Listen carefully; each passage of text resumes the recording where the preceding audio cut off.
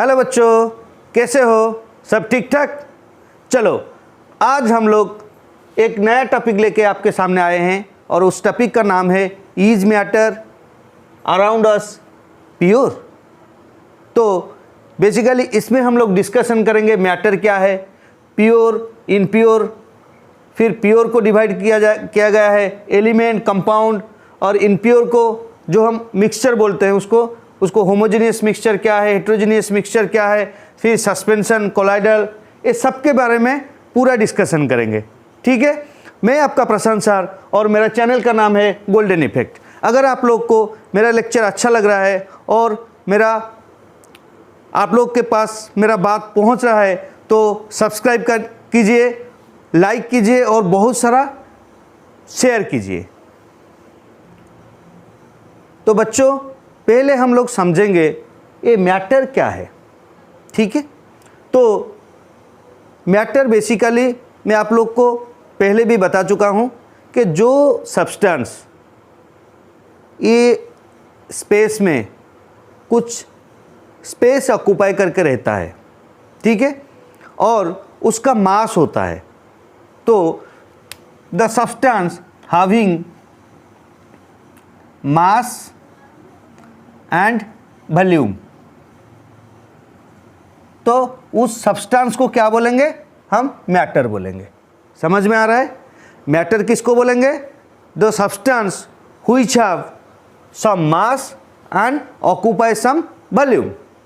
तो we call that matter और we call that substance is a matter. समझ में आ रहा है? तो वो मैटर एक्चुअली दो भाग से डिवाइड किया गया है। तो बच्चों, एक चीज़ मुझे आप बताओ कि आप लोग दूध के लिए जाते हो तो क्या मांगते हो? भाई मुझे प्योर दूध देना। मांगते हो कि नहीं मांगते हो?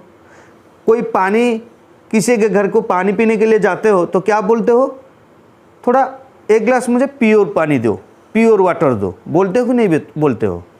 तो हम लोग ये समझते हैं कि प्योर का मतलब क्या है? जिसमें इम्प्योरिटी नहीं होगा। मान लो कोई कोकोनट ऑयल हम लोग जाते हैं कोकोनट ऑयल खरीदने के लिए, हम लोग क्या मांगते हैं? भाई कोकोनट ऑयल दो। इसका मतलब क्या है कि उस कोकोनट ऑयल में कोई मिलावट ना हो, है कि नहीं? ये हम लोग जनरली सोचते हैं, लेकिन एक्चुअली साइंटिस्ट लोग क्या बोलते हैं कि प्योर हम उसको बोलेंगे, उस सब्सटेंस को हम लोग प्योर बोलेंगे, उस मैटर को हम प्योर बोलेंगे जो सिर्फ एक ही तरह का सब्सटेंस को लेके तैयार हो। समझ में आ रहा है? एक ही तरह का पार्टिकल को लेके तैयार हो। मान लो गोल्ड, मैं एक एग्जाम्पल लेता हूँ गोल्ड। तो गोल्ड बहुत सारा पार्टिकल को लेके तैयार हुआ है, ठीक है। तो जितने सारा पार्टिकल है, अगर हर एक पार्टिकल उसका गोल्ड हो तो ये टोटल सब्सटेंस को या ये टोटल मैटर को हम क्या बोलेंगे? प्योर बोलेंगे। ठीक है, तो यहाँ से हमको ये पता चलता है प्योर मतलब जो एक ही तरह का सब्सटेंस या पार्टिकल को लेके तैयार हुआ है उसको हम क्या बोलेंगे? प्योर बोलेंगे। समझ में आ रहा है कि नहीं? ठीक है। अच्छा, कभी कभी हम सोचते हैं कि भाई प्योर वाटर दो, लेकिन वाटर में क्या सिर्फ वाटर है? नहीं है। वाटर में क्या है? मिनरल्स मिला हुआ है, तो इसीलिए वो प्योर नहीं है। वो क्या है? इनप्योर है।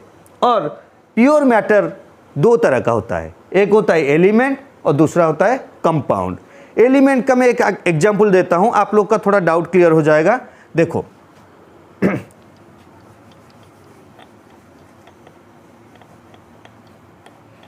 मान लो गोल्ड एक एलिमेंट है, बट वाटर का सिंबल क्या है? H2O। तो यहाँ पे एक ही तरह का आटम से वो बना नहीं है। यहाँ पे दो टाइप का आटम है, एक हाइड्रोजन है, दूसरा ऑक्सीजन है। तो उसको क्या बोलेंगे? उसको बोलेंगे कंपाउंड। समझ में आ रहा है ना? तो जो एक ही तरह का आटम से बना हुआ है उसको हम बोलेंगे एलिमेंट, और जो 2, 3, 4 या उससे ज़्यादा आटम को लेके बना हुआ है उसको क्या बोलेंगे, कंपाउंड बोलेंगे। तो बेसिकली प्योर जो सब्सटेंस है वो 2 तरह का होता है, एक होता है एलिमेंट, दूसरा होता है कंपाउंड। एलिमेंट क्या होता है, जो एक ही तरह का आटम को लेके बना हुआ है, ठीक है, जैसे कि आयरन ले लो, गोल्ड ले लो, सिल्वर ले लो, एक ही तरह का आटम से लेके बना हुआ है, तो उसको क्या बोलेंगे, एलिमेंट बोलेंगे। लेकिन वाटर ले लो, सोडियम क्लोराइड ले लो, जो खाने वाला नमक, वो सब कंपाउंड है। क्यों? क्योंकि 2, 4 या उससे ज़्यादा आटम मिलके, अलग अलग आटम मिलके एक कंपाउंड बना हुआ है। ठीक है, समझ में आ रहा है? चलो बच्चों, तो बच्चों यहाँ पे आप लोग के दिमाग में कुछ डाउट हुआ होगा। क्या डाउट है? जैसे कि मान लो कि यहाँ पे हाइड्रोजन और ऑक्सीजन है, वो भी मिला हुआ है, 2 अलग अलग आटम मिला हुआ है, लेकिन यहाँ पे इसको क्यों हम इनप्योर बोलेंगे और उसको क्यों इनप्योर नहीं बोलेंगे? ये आपका दिमाग में आ रहा है ना? उसका कारण है, देखो, हर एक आटम हो या मॉलिक्यूल हो, हर एक सब्सटेंस का 2 तरह का नेचर होता है। एक नेचर को बोलते हैं हम लोग फिजिकल नेचर, दूसरे को बोलते हैं केमिकल नेचर। तो पहले फिजिकल नेचर क्या है, जो उसका बाहरी नेचर है, जैसे कि उसका टेक्सचर हो गया, उसका मान लो कि उसका कलर हो गया, ये सब क्या होता है, उसका फिजिकल नेचर में आता है। ठीक है, लेकिन टेस्ट भी होगा, ठीक है, ये सब चीज़।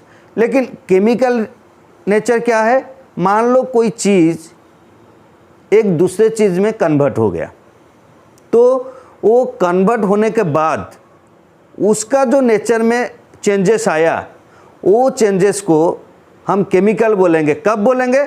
जब वो रिवर्स नहीं हो पाएगा। मान लो हम एक लकड़ी लिए, उसको जला दिए, वो क्या बन गया, अंगार बन गया।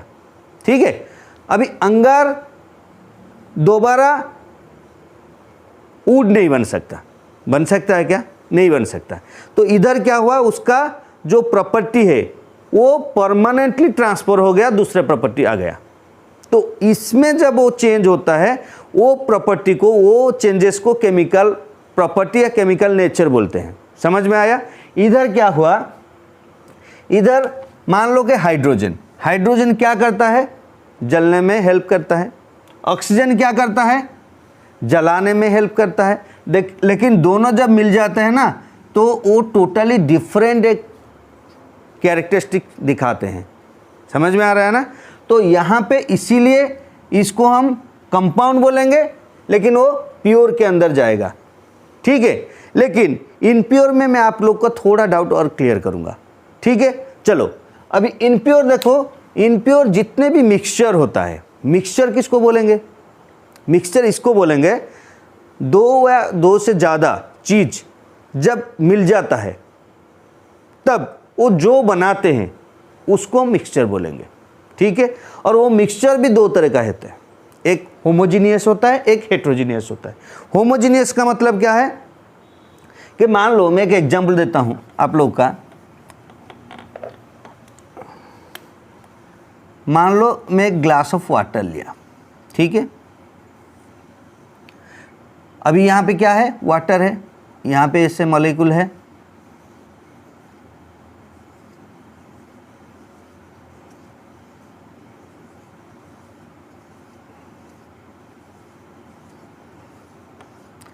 मैं यहाँ पे मान लो नमक डालूँगा।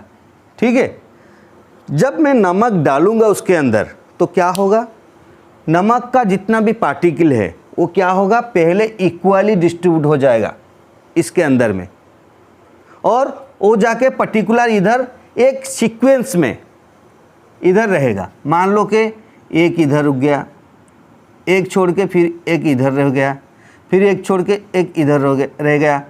उसी हिसाब से यहाँ पे हर कोई रहेगा। तो क्या होगा, यहाँ पे एक सीक्वेंस क्रिएट करेगा, एक सीरीज में रहेगा।